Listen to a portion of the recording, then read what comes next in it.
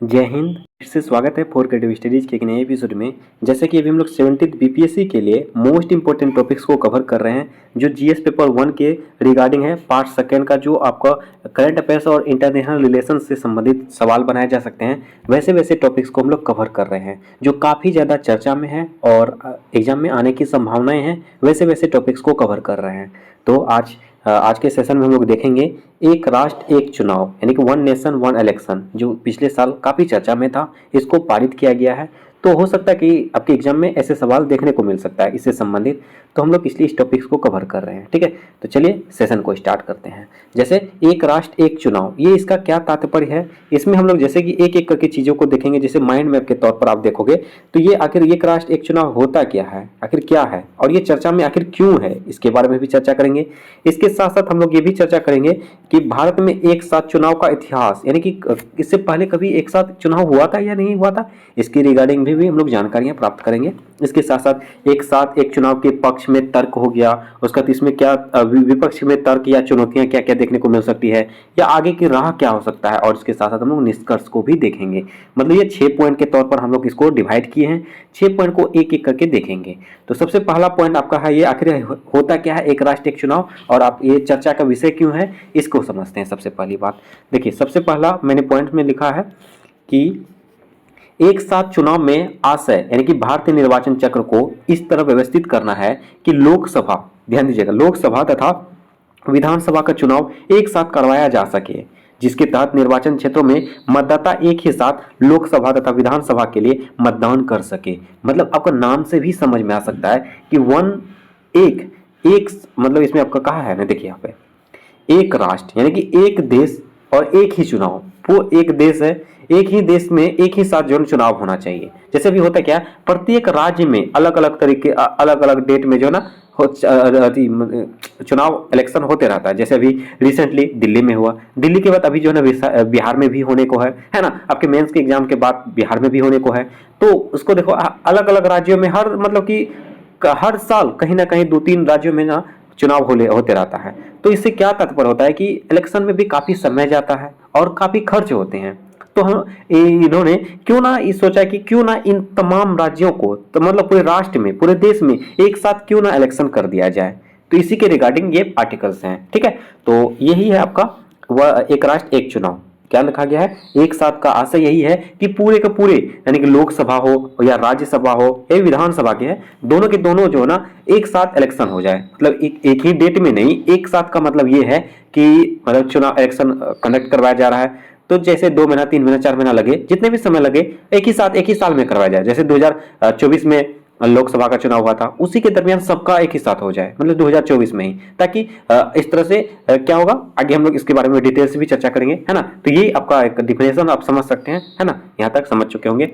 आगे देखिए क्या लिखा मैंने यहाँ। गौरतलब है कि एक साथ चुनाव का अर्थ यह नहीं है कि लोकसभा और सभी विधानसभाओं के लिए देश भर में मतदान एक ही दिन या एक ही चरण में हो, ऐसा नहीं है। कोई भी कहीं एक ही राष्ट्र में अगर एक साथ चुनाव किया जा रहा है, इसका मतलब ये नहीं है कि जिस डेट को लोकसभा का इलेक्शन, यानी कि चुनाव का डेट निर्धारित किया गया, उसी डेट को, यानी कि विधानसभा के डेट को निर्धारित नहीं किया जा सकता है। मतलब एक ही चरण में नहीं किया जाएगा, एक ही साथ में नहीं किया जाएगा, है ना। तो ये सब, इसमें भी समय लगेगा। आप ही पूरा राष्ट्र का एक साथ लेंगे तो काफी लगेगा ना भाई। जैसे कि लोकसभा में भी देखोगे तो 5 चरण, 6 चरण, 7 चरण तक जाता है। उसी तरह से विधानसभा में भी 4 चरण, 5 चरण चले जाता है। उसी प्रकार, मतलब जिस तरह से होता है उसी तरह से होगा, है ना। तो ये आपको इसको भी दिखाना होगा, है ना, कि ये कई चरणों में और कई महीनों तक जरूर चलेगा। ठीक है, ये तो हो गया आपका आखिर है क्या, है ना। अब हम लोग इसको बारे में इसके समझते हैं कि दूसरा पॉइंट में लिखा था मैंने, भारत में एक साथ चुनाव का इतिहास, है ना, इसके बारे में भी हम लोग को दर्शाना है। जैसे देखिए 1952 से 1967 तक लोकसभा और विधानसभाओं के चुनाव एक साथ हुए थे। मतलब कि शुरुआत में जब देश आजाद हुआ था, आजादी के संविधान के लागू होने के 2 वर्ष के पश्चात 1952 से 1967 तक ये चला था, है ना, एक साथ ही चुनाव हुआ था। तो इसका इतिहास आप समझ सकते हैं। और फिर 1968 से 1969 में कुछ विधानसभाओं का समय से पहले विघटन हो गया। ठीक है, मतलब ये चालू तो हुआ था उसी समय, लेकिन क्या वो 1968 से 1969 में जब इलेक्शन होने को समय था, लेकिन उससे पहले जो विघटन हो गया था, सरकार गिर गई थी कि वहाँ ऐसा हो गया विधानसभा में, मतलब राज्यों में जो है कि वहाँ पे दोबारा इलेक्शन करवाना पड़ गया। तो इस तरह से ये जो है ना सही तरीके से नहीं चल पाया, तो इसको विघटित कर दिया। ठीक है, और आगे फिर है 1970 में लोकसभा का समय से पहले भंग हो जाने का, यानी कि जब 1968 से 69 में जो है ना विधानसभा विघटन हो गया था, फिर 1970 में जो ना लोकसभा का चुनाव होना था, तो उस समय लोकसभा का विघटन हो गया था, भंग हो गया था, है ना। तो हम लोग को ये दर्शा सकते हैं। फिर 1971 में फिर से चुनाव कराए गए, और 1983 में भारत निर्वाचन आयोग ने एक साथ चुनाव करवाने की सिफारिश की, है ना, और ये आप ध्यान रखेंगे। और हाल ही में केंद्र मंत्रिमंडल ने पूर्व राष्ट्रपति श्री रामनाथ कोविंद की अध्यक्षता में इनको पारित किया गया, है ना। रिसेंटली 2024 में जो है क्या हुआ, केंद्र मंत्रिमंडल के अध्यक्षता में केंद्र मंत्रिमंडल के पूर्व जो है राष्ट्रपति अध्यक्ष जो है श्री रामनाथ कोविंद जी, उसकी अध्यक्षता में इसको लागू किया गया था, है ना। ये इस प्रकार से दोबारा इसको लागू किया गया है 2024 में। ओके, और आगे हम लोग चर्चा करते हैं, है ना। 2024 में इसको गठित किया गया। इसकी अध्यक्षता कौन किया था? इससे पूर्व जो राष्ट्रपति थे श्री रामनाथ कोविंद जी, उनकी अध्यक्षता में इसको लागू किया गया, गठित किया गया है। एक राष्ट्र एक चुनाव पर उच्च स्तरीय समिति की सिफारिश को स्वीकार कर लिया गया है। ये चर्चा का विषय यही है कि अभी 2024 में एक राष्ट्र एक चुनाव का जो है ना ये गठन प्रस्तुत किया गया था, जिसको गठित किया गया, है ना। और इसकी अध्यक्षता के तौर पर पूर्व राष्ट्रपति श्री रामनाथ कोविंद जी थे, है ना। इसके बारे में समझ सकते हैं। और तीसरा पॉइंट में क्या था, इसकी जो है ना एक साथ चुनाव हेतु उच्च स्तरीय समिति की मुख्य सिफारिशें, क्या सिफारिश की गई थी, इसके बारे में भी समझते हैं।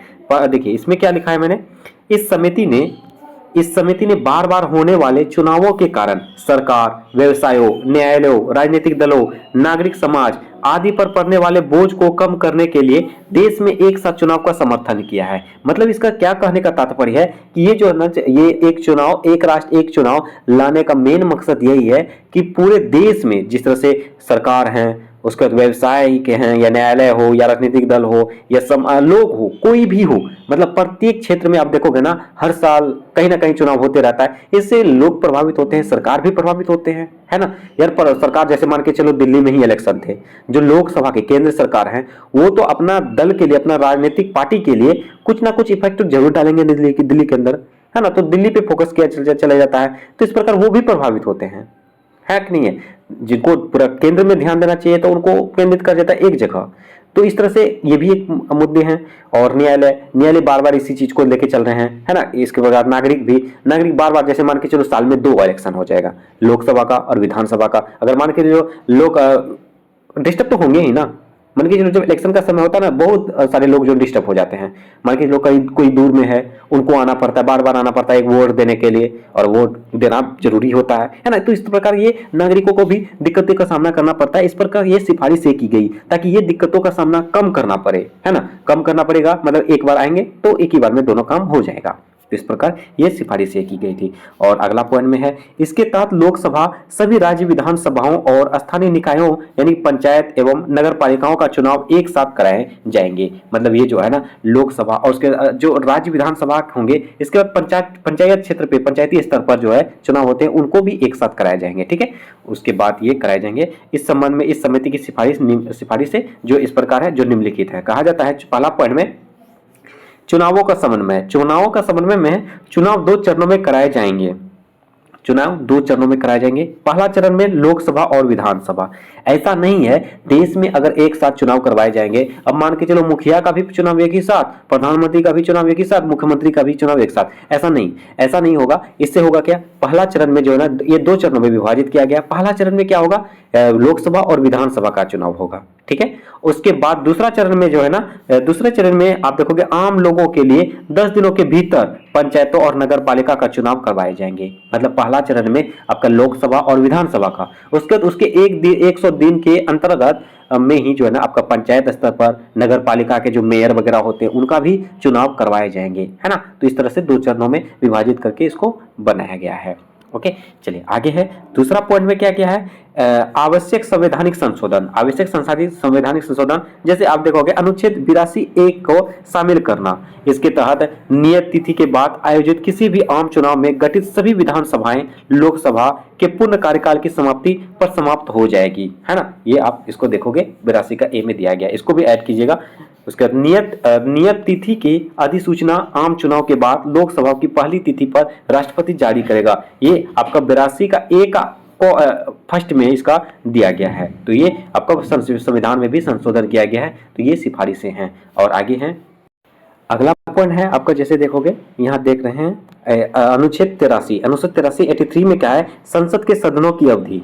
और अनुच्छेद 172 में है राज्य विधानमंडलों की अवधि, है ना। 83 में क्या है, संसद के सदनों की अवधि। और अनुच्छेद 172 में जो है ना, राज्य विधानमंडलों की अवधि में संशोधन, इसमें भी संशोधन किया गया है। जैसे लोकसभा में त्रिशंकु सदन और दल बदल या अविश्वास प्रस्ताव जैसी स्थिति उत्पन्न होने पर नए सिरे से चुनाव कराए जाने की चाहिए, है ना। जैसे मतलब होता ना, सरकार बदल गया है, दल बदल कर लिया है भाई, जैसे अपना नीतीश चाचा जी देखिए बार बार दल बदल करते रहते हैं। तो इस प्रकार ये सब चीजें जो है ना चुनाव करवाए जाएंगे, नए सिरे के तौर तरीके से चुनाव करवाए जाएंगे, ये सब कहा गया है। हालांकि ये चुनाव केवल भंग लोकसभा के शेष कार्यकाल के लिए ही होने चाहिए, ठीक है।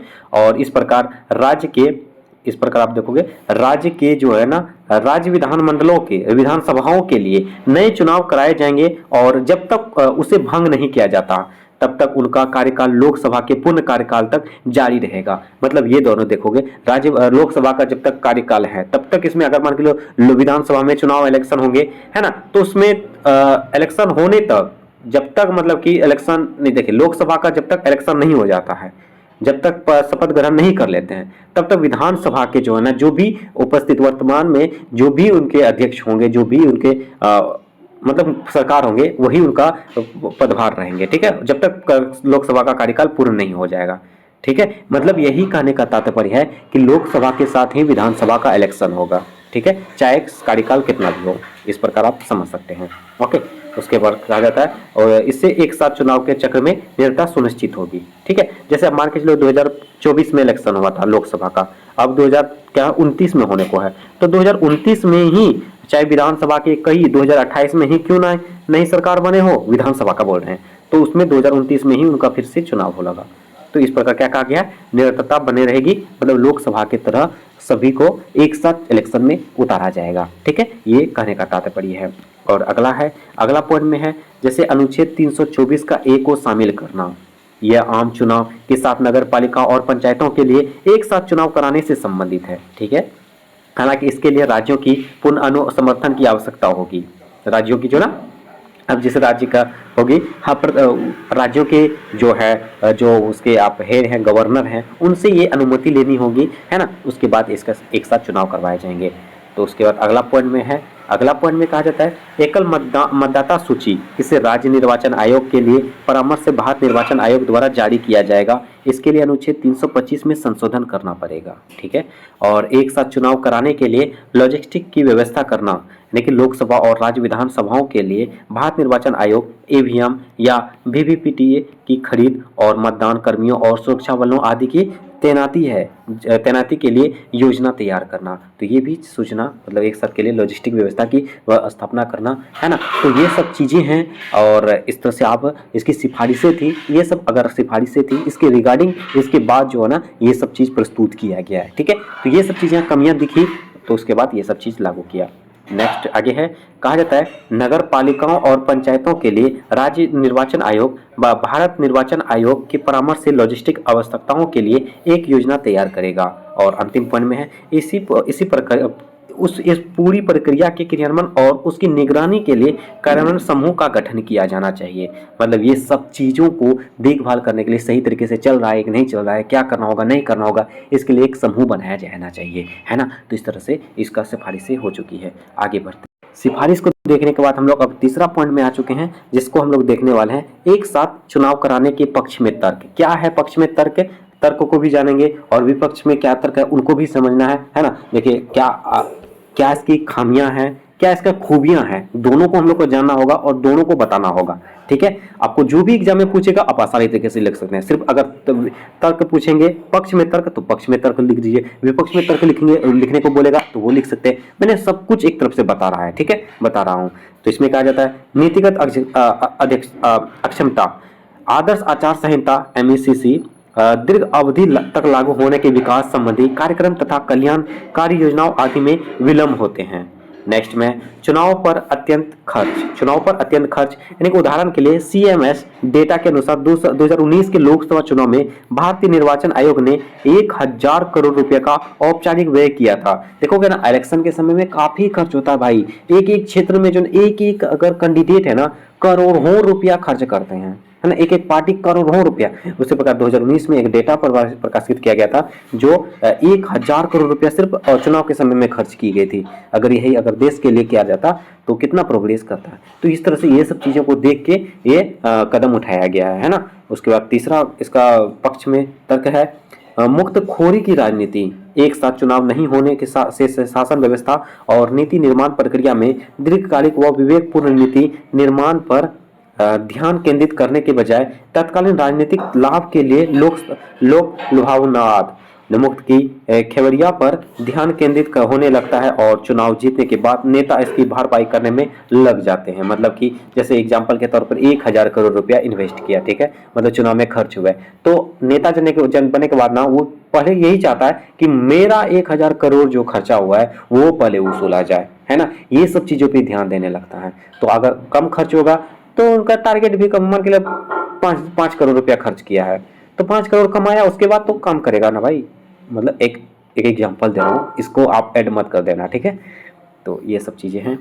इसी संबंध में भारत के पूर्व मुख्य चुनाव आयुक्त जो है डॉक्टर SY कुरैशी जी कहते हैं चुनाव देश में भ्रष्टाचार का मुख्य कारण बन गई है। चुनाव में जो है ना, चुनाव देश का जो है ना भ्रष्टाचार का एक मुख्य कारण बन गया। जाहिर सी बात है, मान के चलो आपके गांव के मुखिया ही अगर 10 लाख रुपया खर्चा कर रहे हैं तो वो सबसे पहले क्या चाहेंगे कि मेरा तो पहले 10 लाख रुपया आ जाए भाई, है ना। चाहे आप मान के चलो दुकान ही खोल रहे हो या कोई बिजनेस कर रहे हो, जितना इन्वेस्ट कर रहे हो, है ना, 50 रुपया का कोई चीज खरीदे हो आप जब तक नहीं उसको 50 में, कम से कम 50 में तो आपको बेचना ही होगा ना भाई। आप ऐसा नहीं है ना आप 45 में बेच दोगे, ऐसा नहीं है, तो आप 50 प्लस में ही बेचोगे। उसी प्रकार इसमें भी है, नेता लोग जितना इन्वेस्ट करता है वो सबसे पहले वसूलना चाहता है, वसूलने के बाद बेनिफिट तो कमाना ही है। तो ये सब चीजें हैं। ये आपका DY कुरैशी इसी के बारे में कहते हैं चुनाव देश में भ्रष्टाचार का मुख्य कारण बन गई है। चुनाव जीतने के बाद राजनेता नौकरशाही गठजोड़ निवेश की बदलने लग जाते हैं और यही भ्रष्टाचार की शुरुआत होती है। ठीक है, चलिए अगला पॉइंट देखते हैं। अगला पॉइंट में है सामान्य जनजीवन बाधित होना। सामान्य जनजीवन जो है ना इससे बाधित होता है। उदाहरण के लिए राजनीतिक यातायात के चलते सड़क यातायात बाधित होता है और साथ ही ध्वनि प्रदूषण होता है। जैसे आप मान के चलो इलेक्शन होता है ना तो जुलूस निकाला जाता है ना, मतलब कि एक प्रकार का आप देखोगे नेता सब जाते हैं आते हैं, अरे देखोगे 50-60 बाइक लेके जा रहा है, 100 मतलब फिर बाइक लेके जाता है, मतलब इस तरह से लगातार प्रचार प्रसार करने के लिए देखते हैं। तो प्रदूषण भी होता है, बेकार में खर्च भी होता है ना। तो ये सब चीजें हैं। और सामाजिक ताने बाने पर प्रभाव, सामाजिक ताने बाने पर प्रभाव, बार बार चुनाव होने से देश भर में जाति धर्म और सांप्रदायिकता जैसे मुद्दे पर हर समय बने रहते हैं और इस कारण देश व समाज में जातिवाद, भ्रष्टाचार, सांप्रदायिकता और क्रोनी कैपेबिलिटीज में की समस्या को बढ़ावा दिया जाता है। मतलब ये है जैसे बार बार देखिए इलेक्शन में होता है क्या, इलेक्शन में का मुद्दा यही है। राजनेता जब होता है ना वो कान में जाके क्या बोलेंगे, मैं आपका कास्ट का हूं, मुझे वोट दीजिए। और लोग भी वही करते हैं, जनता भी कास्ट के अनुसार वोट देते हैं। मतलब इससे क्या होता है, भ्रष्टाचार बढ़ जाते हैं। आप मान के चलो आम जनता है और कोई पक्ष में नेता है, कोई विपक्ष का नेता है, किसी का कोई सुन नहीं सकता अपना पक्ष के नेता को, बुरा हो जाता है ना। तो ये बातें हैं, ये सब चीजें आपस में दिक्कतों का सामना करना पड़ता है, ताने बाने हो जाते हैं, लड़ाई भी हो जाता है। वो हो गया हम लोग का पक्ष में तर्क पूरा कंप्लीट। अब हम लोग देखने वाले हैं एक साथ चुनाव कराने में, क्या कहा जा रहा है, एक साथ चुनाव कराने में चुनौतियां। आखिर चुनौतियां क्या हैं इसके बारे में समझते हैं। विपक्ष में तर्क यानी कि इसकी क्या चुनौतियां हैं और विपक्ष वाले क्या क्या इसके मुद्दे उठाते हैं। जैसे कहा जाता है जनता के प्रति सरकार की जवाबदेही में कमी आ सकती है। ऐसा इसलिए हो सकता है क्योंकि वे केवल 5 वर्ष में एक बार ही चुनाव के समय मिल पाएंगे। इससे क्या कहा जाता है विपक्ष वाला कि भाई तू तो इलेक्शन करवाएगा और लोग नेता क्या करते हैं, सिर्फ इलेक्शन के समय में ही भेंट करने आते हैं, है ना। इलेक्शन है भैया चाचा ध्यान दीजिएगा, है ना, करते हैं ना। तो ये कहने का तात्पर्य है कि अब जो है ना 5 साल में बस एक बार इलेक्शन के समय में आएंगे भेंट करने के लिए, मिलने के लिए, है ना। तो ये भी एक बड़ी समस्याएं हैं। और मतदाताओं के व्यवहार पर प्रभाव, यह संभावना व्यक्त की गई है कि एक साथ चुनाव कराने से राष्ट्र मुद्दे, क्षेत्र मुद्दे पर हानि हो सकते हैं। इससे मतदाता के व्यवहार पर प्रभाव पड़ सकता है। ये भी चुनौतियां हैं। और संवैधानिक मुद्दा में कहा जाता है एक साथ चुनाव कराने के लिए अविश्वास प्रस्ताव सहित चुनाव, उपचुनाव आदि से संबंधित संविधान के कई प्रावधानों जैसे अनुच्छेद 83, 85, 172, 174 या 365 में संशोधन करना पड़ेगा। मतलब इसमें आप जो भी चीजें बदलाव करेंगे तो संशोधन तो करना पड़ेगा ना भाई। तो ये आपको संवैधानिक मुद्दा को भी ये आपको संशोधन करना पड़ेगा। और परिचालन संबंधित व्यवहारिकता, एक साथ चुनाव कराने के लिए लगभग दोगुनी संख्या में ईवीएम और वीवीपीएटी मशीनों की आवश्यकता होगी। जायज सी बात है, मान के चलो अभी जैसे लोकसभा का इलेक्शन एक बार हो जाता था और विधानसभा का अलग अलग हो जाता, तो एक ही मशीन एक बार जैसे यहाँ पे काम किया तो दूसरे टाइम में दूसरी जगह हो जाएगा। तो अब क्या करना होगा, सारा मशीन जो है ना जितना है और उससे ज्यादा करना होगा, क्योंकि जितना कैंडिडेट होगा उतना मशीन होना ही चाहिए। तो इसमें आपको मशीन में भी, ईवीएम्स में भी की संख्या में बढ़ोतरी करना पड़ेगा। ये भी बड़ी चुनौतियां देखने को मिलती है। और संघवाद को लेकर चिंताएं, अनुच्छेद 172 के तहत राज्य विधानसभाओं के कार्यकाल से संबंधित संशोधन राज्यों के अनुसमर्थन के बिना ही भी किए जा सकते हैं। वस्तुतः राज्यों के अपने राज्य रखने के अधिकार समाप्त हो जाएंगे। ये हो गया चुनौतियां और विपक्ष में तर्क। ठीक है, अब हम लोग देखने वाले हैं 5वां पॉइंट, आगे की राह। आगे की राह क्या है और एक साथ चुनाव कराने के संबंध में की गई प्रस्तुत सिफारिशें।